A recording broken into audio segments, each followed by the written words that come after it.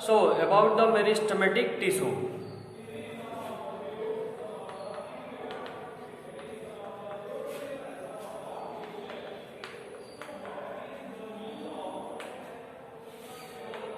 The plant tissue can be categorized into two categories on the basis of their nature of division and non-division ability. Plant tissue के case में होता क्या है कि कुछ plant tissue जो है उनमें डिवीजन की एबिलिटी पाई जाती है और कुछ में डिवीजन की एबिलिटी नहीं पाई जाती है। और एनिमल्स और प्लांट्स में डिफरेंस जब हम लोग पढ़ेंगे तो ये सबसे बड़ा डिफरेंस यही होता है कि प्लांट टिश्यू में जो है एक डिवाइडिंग रीजन पाया जाता है, उसी रीजन में जो टिश्यू या सेल्स पाए जाते हैं वही सेल्स जो है डिवाइड करते हैं। बट एनिमल्स के केस में ऐसा कोई dividing and non dividing region नहीं होता है। यूनिफॉर्म इसीलिए जो है एनिमल्स में यूनिफॉर्म ग्रोथ होता है बट प्लांट्स में नॉन यूनिफॉर्म ग्रोथ होता है। प्लांट्स में अगर प्लांट के किसी एक पार्ट का साइज जो है बढ़ रहा है तो वही साइज लंबा दिखाई देगा, बट एनिमल में ऐसा नहीं होता है। एनिमल्स के केस में बॉडी का साइज एक बराबर होता है, दोनों हाथ का साइज जो है एक जैसा होता है, दोनों पैर का साइज एक जैसा होता है, एक पैर बड़ा एक पैर छोटा नहीं होता है। लेकिन प्लांट में ऐसा होता है। आप देखे होंगे जिस साइड में प्लांट के जिस साइड में जो है फेवरेबल कंडीशन होता है उस साइड में ग्रोथ ज़्यादा होता है, और जिस साइड में फेवरेबल कंडीशन नहीं होता उसमें साइज ग्रोथ बहुत ही लिमिटेड होता है। तो ये ऐसा पॉसिबल किसके बेसिस पर हुआ है? वो पॉसिबल हुआ है on the basis of presence of the dividing tissue as well as non dividing tissue in different region. तो अब ये जो है मेरिस्टेमेटिक टिश्यू फीचर्स आपको बताया गया होगा that the features of meristematic cell is the living cell. Meristematic tissue में जितने भी सेल्स पाए जाते हैं वो लिविंग होते हैं। वैसे प्लांट में जो मैक्सिमम टिश्यू पाए जाते हैं वो डेड टिश्यू होते हैं, डेड सेल से बने होते हैं, बट मेरिस्टेमेटिक टिश्यू ऐसा होता है जो लिविंग सेल से बना होता है। और इसके सेल्स में प्रोमिनेंट न्यूक्लियस पाए जाते हैं और जो साइटोप्लाज्म होता है वो डेंस साइटोप्लाज्म होता है, मीन्स सेल ऑर्गेनिल्स सभी पाए जाते हैं। और साइटोप्लाज्म में जो कंपोनेंट होते हैं वो the cells of meristem they have prominent nucleus along with the dense cytoplasm.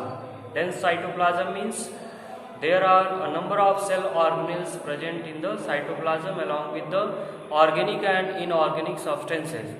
तो ये थे प्रॉपर्टी, जितने भी मेरिस्टेमेटिक सेल्स होते हैं उनकी क्या प्रॉपर्टी होती है। अब बात करते हैं टाइप्स की। प्रॉपर्टी क्या होते हैं? लिविंग सेल होते हैं,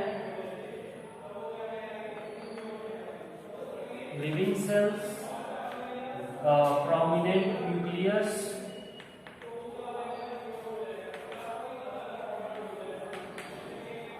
and dense cytoplasm.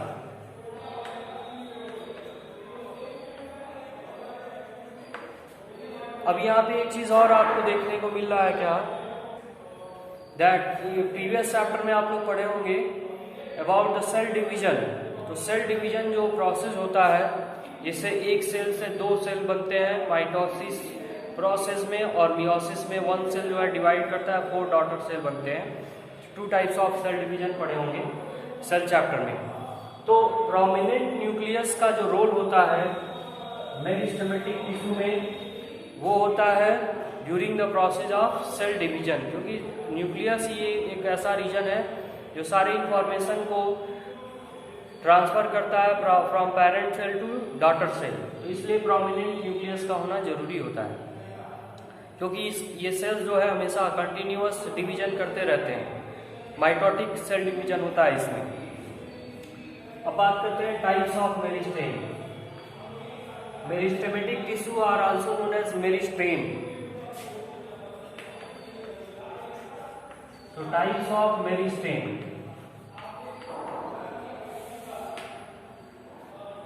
and the meristems are divided into 2 categories on the basis of their ability of growth or on the basis of types of growth.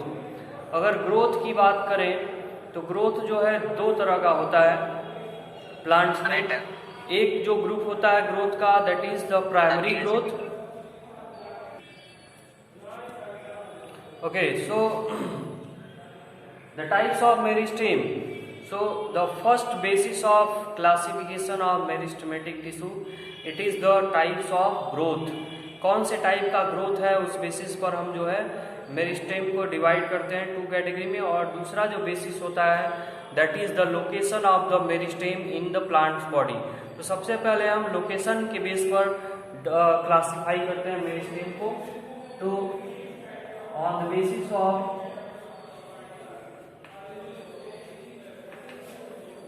Location in plants body,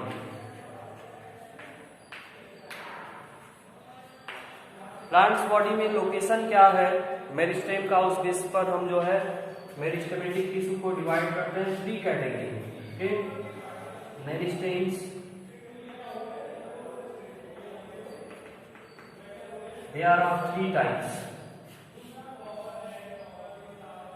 So the plant's body is divided into 3 regions, that is the apical region, that may be the apex of the stem or apex of the root, and the second is the intercalary region, means the space or the place at the position of nodes. Plants में जो है plants का एक special character होता है, specially angiosperm की। तो ये स्पेशल कैरेक्टर क्या होता है, प्रेजेंस ऑफ नोड, और उसी प्लेस से जो है प्लांट्स में न्यू ब्रांचेस निकलते हैं, न्यू लीव्स निकलती हैं, फ्लावर्स अराइज होते हैं।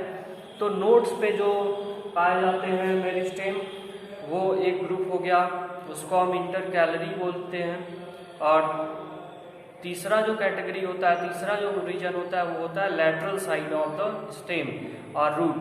तो इस बेस पर 3 टाइप्स के होते हैं। एक आपका पढ़ेंगे apical meristem,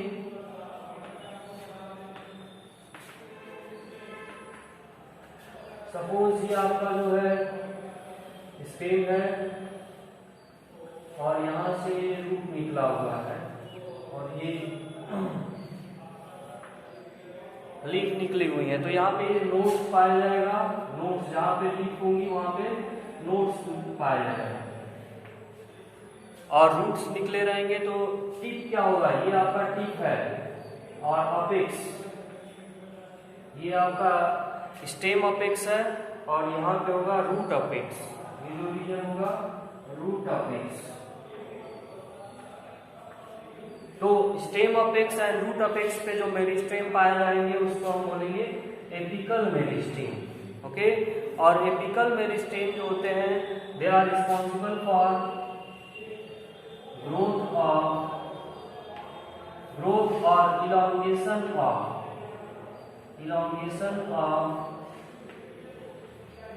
stem and root. Stem and root becomes grow in size due to presence of apical meristem at the tip of stem and root. Root के टिप पे जो पाए जाते हैं एपिकल मेरिस्टेम, वो रूट को लंबाई में बढ़ाते हैं, और स्टेम के टिप पे पाए जाते हैं तो स्टेम को लंबाई में बढ़ाने का काम। दूसरा ग्रुप होता है मेरिस्टेम का, it is the intercalary meristem.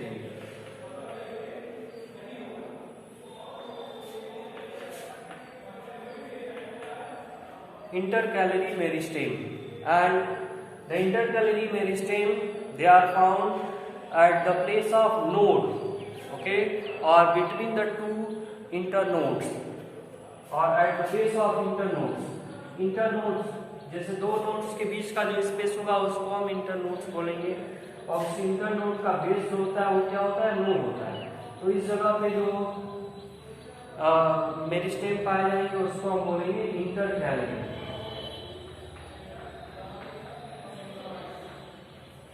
Intercalary found at the node.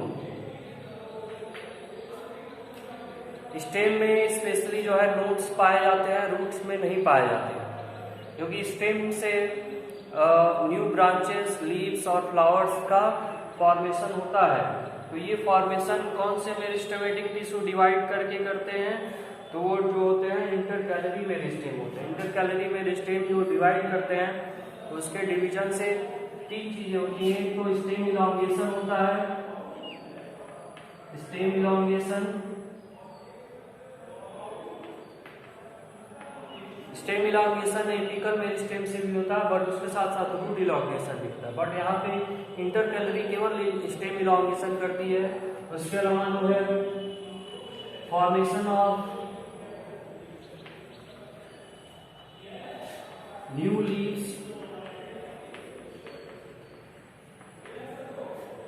flower, or we can say that buds and branches. Node सी वो प्लेस होता है स्टेम में जहां से न्यू लीव्स निकलते हैं और बर्ड्स निकलते हैं, फ्लावरिंग बर्ड्स निकलते हैं, न्यू ब्रांचेस राइज होती हैं। तो ये जो भी नए स्ट्रक्चर बनते हैं नोड्स से, वह किसके सेल के डिवीजन से बनते हैं? सेल डिवाइड करेगा तभी कोई नया चीज बनेगा। और ये सेल डिवीजन किस में होता है? इंटरकैलरी मेरिस्टेम के सेल्स में डिवीजन की वजह से होता है। और तीसरा जो होता है वो प्लेस होता है आपका, it is the lateral part of the stem और रूट। तो रूट और स्टेम का जो लैटरल पार्ट होता है, this is called lateral part. वो स्टेम में भी हो सकता है, रूट में भी हो सकता है। तो ये लैटरल पार्ट में जो मेरिस्टेम होते हैं, which are responsible for the growth of diameter of the stem and root. Stem और रूट के डायमीटर को बढ़ाते हैं, जिससे आप देखोगे ट्री जो होते हैं, बड़े बड़े पेड़ जो होते हैं, उनके ट्रंक जो होते हैं, स्टेम मोटे मोटे होते हैं। तो वह थिकनेस जो होता है वह किसके हेल्प से इंक्रीज होता है? So it is with the help of lateral meristem.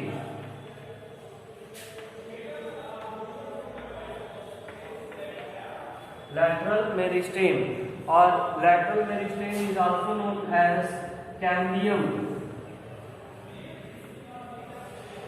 It is also known as cambium.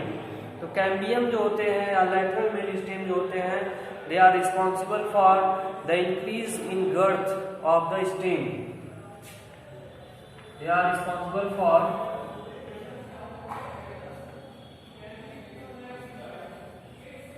increase in diameter,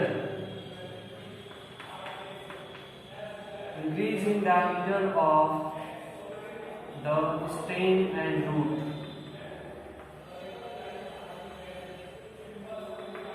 stem and roots के डायमीटर को ये बढ़ाने का काम करते हैं लैटरल मेरिस्टेम। ओके। और कैम्बियम जो होते हैं वो दो तरह के होते हैं। एक होता है आपका वैस्कुलर कैम्बियम, जो कि पाया जाता है in between the vascular tissue xylem and phloem, और दूसरा होता है कॉर्क कैम्बियम, जो कि पैरेन्काइमेटस टिश्यू के बीच में ग्रो करता है बाद में चल करके।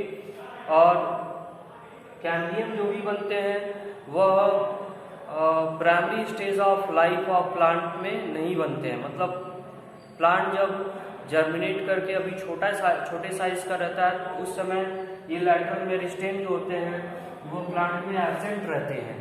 लैटरल मेरिस्टेम का formation in older age of the life of plant के लाइफ के ओल्ड एज में इसका फॉर्मेशन होता है। मतलब ओल्ड एज का मतलब ये जब प्लांट पूरी तरह से मैच्योर हो जाता है, जब उसके थिकनेस में ग्रोथ होने की ज़रूरत होती है, तो उस समय लैटरल मेरिस्टेम का फॉर्मेशन होता है। तो लैटरल मेरिस्टेम का फॉर्मेशन एक्चुअली जो है एपिकल मेरिस्टेम से ही होता है। एपिकल और इंटरकैलरी मेरिस्टेम से ही इसका फॉर्मेशन होता है। तो इस तरह से अब हम बात करते हैं प्राइमरी एंड सेकेंडरी। दूसरा जो बेसिस ऑफ डिवीजन था classification of meristematic tissue, it is on the basis of the types of growth. तो ग्रोथ जो है प्लांट में दो तरह का होता है, एक होता है प्राइमरी ग्रोथ और दूसरा होता है सेकेंडरी ग्रोथ। तो प्राइमरी ग्रोथ जो होते हैं वह एपिकल और इंटरकैलरी की वजह से होते हैं। So these two are known as apical and intercalary. They are together known as primary meristem.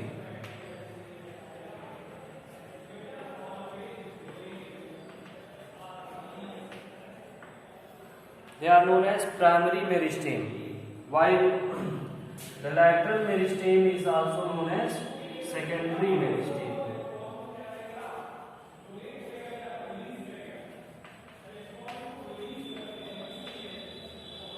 So primary meristem, which are apical and intercalary, they are responsible for the primary growth in plant's body, while the secondary meristem, which is known as the lateral meristem or cambium, they are responsible for secondary growth. ये आपका हो गया types of पहला based on the location meristem कितने types के 3 types के apical intercalary and lateral और on the basis of growth के बेस पर जो है ये 2 टाइप्स के primary meristem and secondary meristem. तो ये आपका क्लासिफिकेशन ऑफ मेरिस्टेम हो गया और इसके बारे में आपको क्लियर हो गया मेरिस्टेम क्या होते हैं। अब अगला जो टॉपिक आपको पढ़ने को मिलेगा that is about permanent tissue. ये मेरिस्टेमेटिक टिश्यू कंप्लीट